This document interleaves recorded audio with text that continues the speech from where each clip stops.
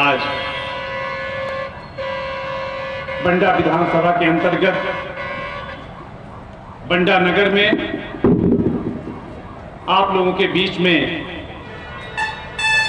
बोलने का अवसर मिला। पूरे नगर में भ्रमण करके आप लोगों को भारतीय शक्ति चेतना पार्टी की विचारधारा पहुंचाने का अवसर मिला और हमारे संचालक महोदय भी बहुत अच्छे शब्दों में उन्होंने प्रशंसा की, अभिनंदन किया। लेकिन मैं यह दावे के साथ कर सकता हूं कि जिस प्रशंसा, जिस अभिनंदन के शब्दों से आपने हमें नवाजा है, हम ये गर्व के साथ कहते हैं कि उन लक्ष्यों को लेकर अपने रात दिन परिश्रम करके अनीति न्याय धर्म से न डरते हुए उनके विरुद्ध भी एक मत होकर आप सब कार्यकर्ता वही कार्य कर रहे हैं राष्ट्र रक्षा का, जिसके लिए भी बाबूलाल भाई बड़े ही स्वागत अभिनंदन के शब्दों का उपयोग कर रहे थे। आप सभी सौभाग्यशाली, आप सभी धन्यवाद के पात्र हैं। और जब आप लोगों के इस समूह को देख लेते हैं तो आजादी की लड़ाई याद आ जाती है। उस समय तो सिर्फ अंग्रेजों से लड़ना था, सिर्फ अंग्रेजों से लड़ना था। लेकिन आज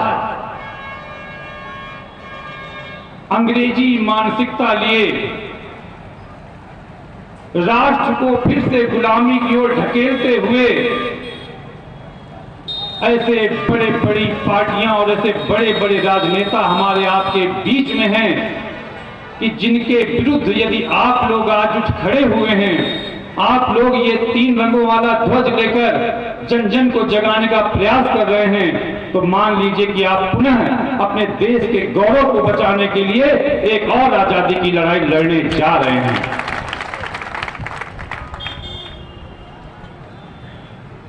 पीढ़ियां बदल गई। जब देश आजाद हुआ आज से 76-77 साल पहले, तो हमारे बाबा, उनके बाबा, वो पीढ़ियां खत्म हो गई। और जब हमारे देश के स्वतंत्रता संग्राम सेनानियों ने हमें आजादी दिलाई, हंसते हंसते फांसी पर झूल गए, अंग्रेजों की गोलियां खाई, तो उनको पता था कि हम जीते जी अपने देश की आजादी नहीं देख पाएंगे, हम मार दिए जाएंगे, फांसी पर लटका दिए जाएंगे, क्रांति करेंगे तो हमारे साथ अंग्रेज बड़ा जुल्म करेंगे। लेकिन भाइयों और बहनों, उन्होंने अपने प्राणों की आहुति सिर्फ इसलिए दी कि आने वाली हम और आप, उनकी पीढ़ियां इस स्वतंत्र देश में सांस ले सकें, आजादी में सांस ले सकें। लेकिन क्या जिस लक्ष्य को लेकर उन्होंने हमारे देश को आजाद कराया था, क्या हमें वह प्राप्त हुआ? आजादी के 77 सालों बाद भी देश का 60-70% जनमानस अपनी दैनिक आवश्यकताओं की पूर्ति नहीं कर पाता, अपनी मूलभूत आवश्यकताओं की पूर्ति नहीं कर पाता। कितना दुर्भाग्य है। आप में से प्राय गांव घर के लोग हैं, कस्बों के लोग हैं। आप देखिए कि आपके पड़ोस की क्या स्थिति है, आपके गांव की क्या स्थिति है, उस समाज की क्या स्थिति है जिसको सैकड़ों वर्षों से सताया गया। आज भी ऐसे अपने देश में करोड़ों लोग हैं जो अपने बच्चों के पैरों में जूते चप्पल नहीं पहना पाते, स्कूल की फीस नहीं जमा कर पाते, उनको 2 वक्त का भरपेट का भोजन नहीं करा पाते। आज भी करोड़ों लोग ऐसे हैं। भारतीय शक्ति चेतना पार्टी उन्हीं करोड़ों लोगों की आवाज बनकर आज मध्य प्रदेश के विधानसभा चुनाव में आपके सामने खड़ी हुई है। भारतीय शक्ति चेतना पार्टी का कार्यकर्ता कोई करोड़पति अरबपति नहीं होता, सामान्य जनमानस से जुड़ा व्यक्ति होता है जो समाज को जगाने के लिए कार्य कर रहा है, अनीति न्याय धर्म के विरुद्ध आवाज उठा रहा है। आजादी के बाद 50 वर्षों तक देश को कांग्रेस ने लूटा, जनमानस कभी ऊपर ही नहीं उठ पाया। आज भी हमारे देश का करोड़ों युवा बेरोजगार है, महंगाई की दंश झेल रहा है। एक व्यक्ति यदि महीने में परिजन, उसका परिवार का महीने में एक दिन के लिए बीमार हो जाए तो 1000-2000 रुपए तो उसके डॉक्टर की फीस, दवाओं में और टेस्ट में लग जाता है।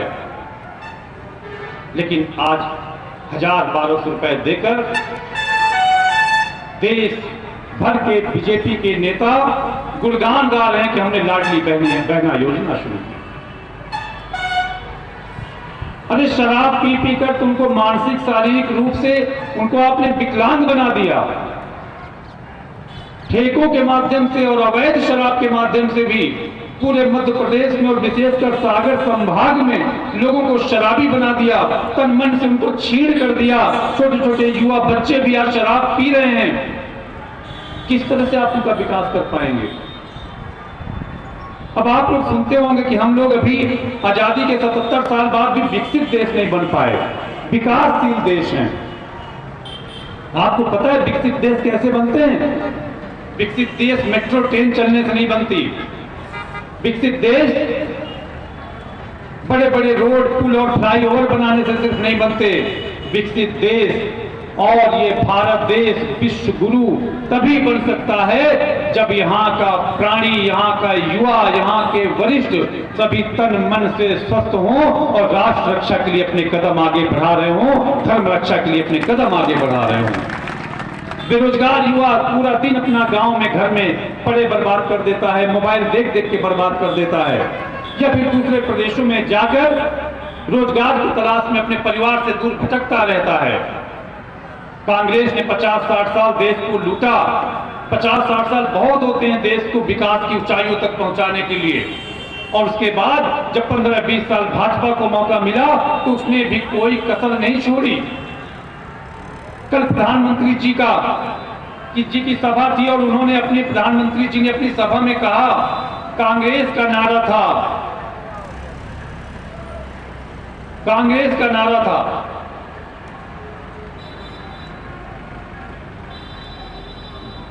गरीब की जेब साफ।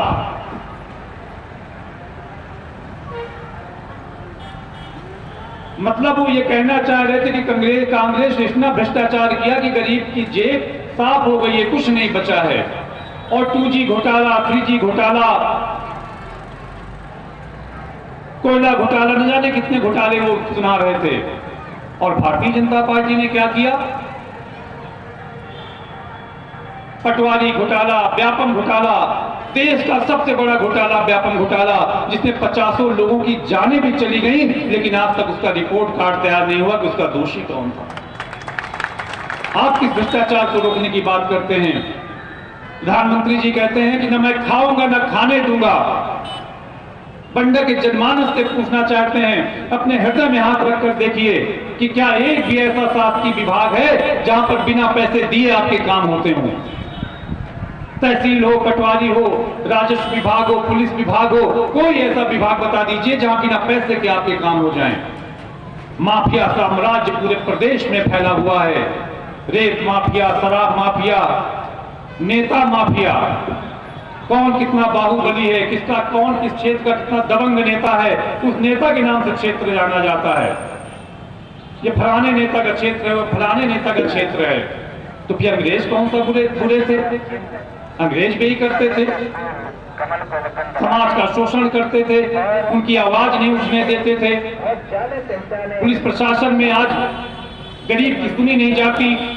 एक गरीब व्यक्ति है जिसके साथ कोई घटना हो जाए तो थाने में जाकर टीआई के सामने FIR दर्ज कराने में डरता है, हाथ जोड़कर खड़ा रहता है। उसको गालियां सुनकर भगा दी जाएंगी तो वहीं कोई माफिया पहुंचेगा, अपराधी पहुंचेगा, रिश्वत खिलाने वाला पहुंचेगा, तो वहीं पर टीआई और पुलिस प्रशासन भी उनको कुर्सी देकर उनका सम्मान करते हैं, उनका स्वागत करते हैं। किस स्वतंत्र राज्य में हम रह रहे हैं? भारतीय शक्ति चेतना पार्टी वही विधान बदलना चाहती है, वह व्यवस्था बदलनी चाहती है। यह आम जनमानस की सरकार बने, आम जनमानस से जुड़ा व्यक्ति विधायक बने और अमीरों की सुनी जाए न सुनी जाए, शासन प्रशासन में सबसे पहले गरीब व्यक्ति की सुनी जाए, अधिकारी खड़े होकर उसका काम करें। अरे आप कह रहे हैं कि हमने, मोदी जी ने कहा कि 13 करोड़ लोगों को हमने गरीबी रेखा से बाहर कर दिया। 13 करोड़ लोगों को, कितना बड़ा आंकड़ा बता दिया। हम आप गिनने तो नहीं जा सकते। 13 करोड़ लोग यदि गरीबी से बाहर हो गए तो फिर से आपको 5 साल के लिए अनाज वाली योजना क्यों शुरू करनी पड़ी? महिलाओं को वोट पाने के लिए 1-1 हजार रुपए क्यों देने पड़े? क्यों नहीं आपको अपने कार्यों पर भरोसा है कि हम चुनाव जीत कर दिखाएंगे? और आप सोच रहे होंगे कि हम मोदी जी की बात कर रहे हैं, कांग्रेस की बात कर रहे हैं, मुख्यमंत्री जी की तो कोई बात ही नहीं कर रहा है। अब मुख्यमंत्री जी की बात हम क्या करें जब भारतीय जनता पार्टी ही शिवराज सिंह चौहान जी की बात नहीं कर रही है, तो भारतीय शक्ति चेतना पार्टी क्यों उनकी बात करेगी? पहले उनको किनारे कर दिया है। हार से, हताशा से, हार का भय दिख रहा है, हार दिख रही है, इसलिए अपने विधायक मंत्रियों को, केंद्रीय मंत्रियों को, सांसदों को, राष्ट्रीय स्तर के नेताओं को विधानसभा टिकट देकर मैदान में लगा दिया गया है कि किसी भी तरह विधानसभा जीत के दिखाओ। 25 करोड़ लगे, 50 करोड़ लगे, 100 करोड़ लगाओ एक एक विधानसभा में, वोटर खरीदो, शराब पहुंचाओ, लेकिन किसी तरह फिर से सरकार बनानी है। ये आपके हिंदुत्व की सरकार है, भारतीय जनता पार्टी की सरकार है। यदि हम अपने प्रदेश को नशा मुक्त नहीं कर सकते तो हम किस हिंदुत्व की सरकार की बात करते हैं? अब दोहरी नीति देखिए, सब चोर चोर मौसेरे भाई हैं। कांग्रेस देशद्रोह की बात करती है, टुकड़े टुकड़े गैंग का समर्थन करती है। जो देश के विरुद्ध बात करते हैं उनके साथ हमेशा कांग्रेस खड़ी रहती है।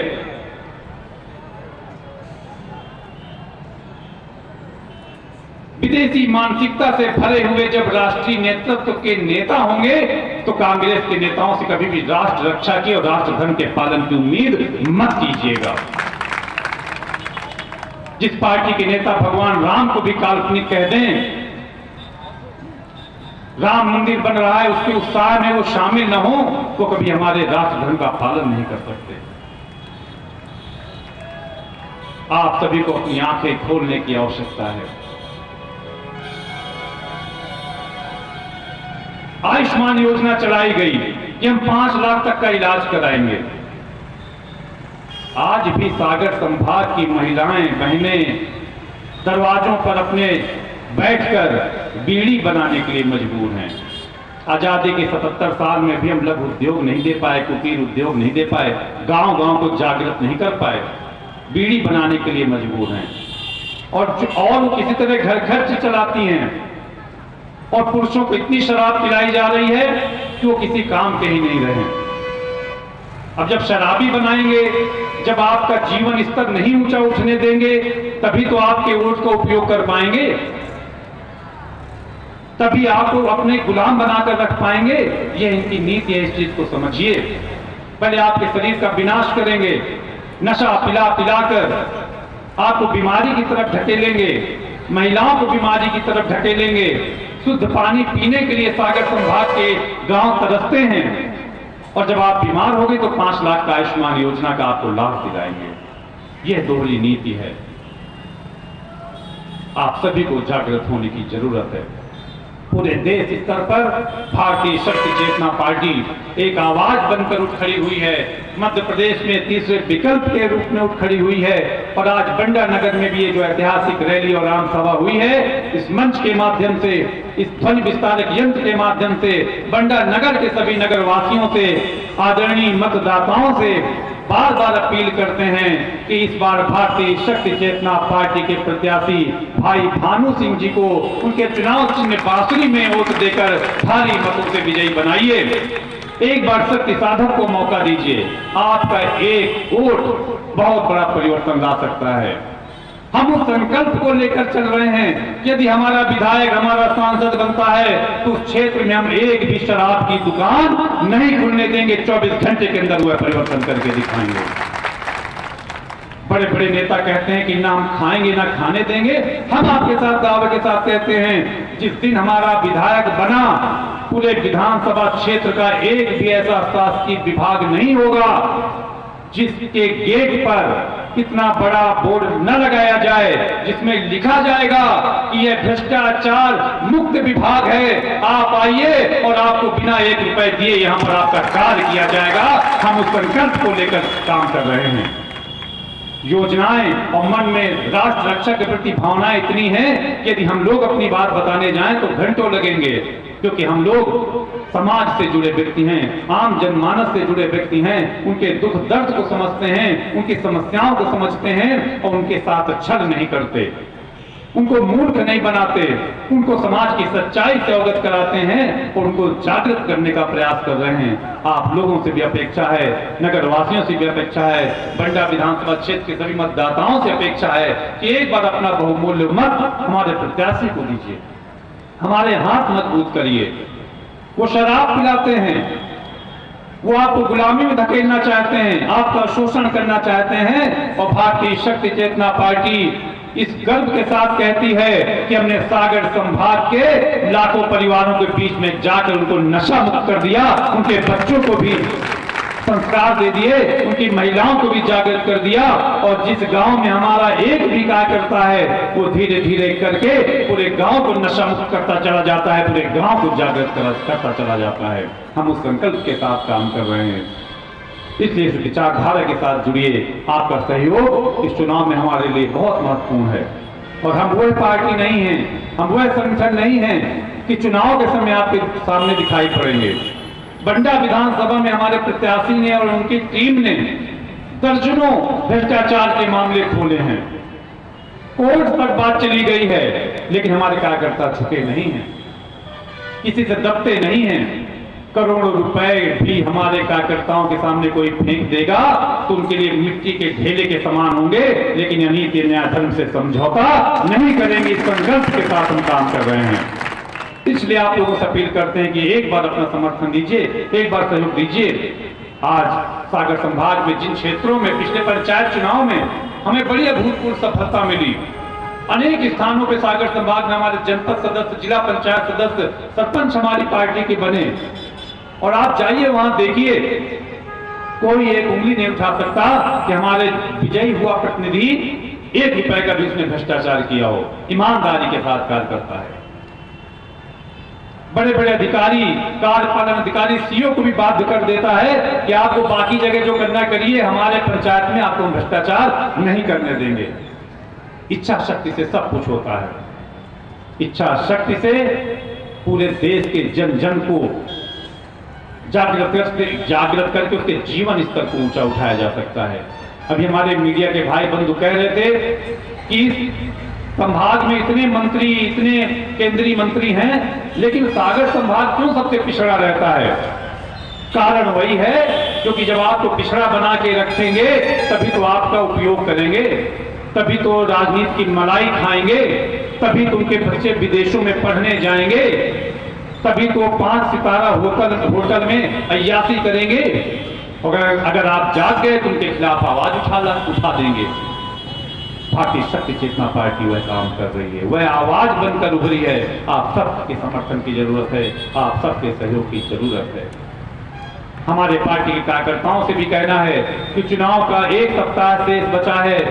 24 घंटे में कम से कम 16-18 घंटे आपको अपने घर से बाहर रहना है, अपने गांव में, पड़ोस में, आसपास के गांव में भ्रमण करना है, घर घर को जगाना है, सबको बांसुरी चुनाव चिन्ह बताना है और कहना है कि यह जो मौका मिला है चूक न जाए, क्योंकि यदि 5 साल के लिए आपने अपना वोट बेईमान को दे दिया, शराबी को दे दिया, भ्रष्टाचारी को दे दिया, कुछ चंद पैसों में अपना वोट बेच दिया, तो विश्वास मानिए 5 साल के लिए तो आप गुलामी सहेंगे ही, आने वाली पीढ़ियां को भी आप गुलामी के मार्ग पर भेज देंगे।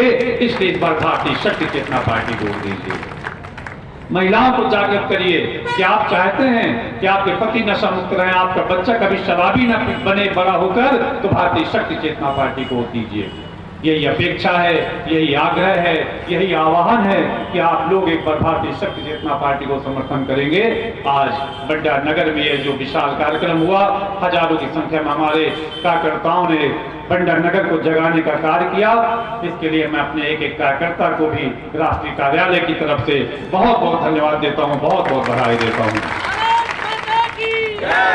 आपके कदम इसी तरह बढ़ें और अपेक्षा करेंगे कि आने वाला चुनाव 17 तारीख को बांसुरी में अधिक से अधिक वोट जाएंगे, और जब गिनती हो तो भारतीय शक्ति चेतना पार्टी उस लड़ाई में नजर आनी चाहिए जिसकी बड़े बड़े धर्मीय न्यायी राजनेताओं ने कल्पना भी नहीं की है। एक बार पुनः भारत मां के जय घोष से अपनी बात को समाप्त करूंगा। बोलिए भारत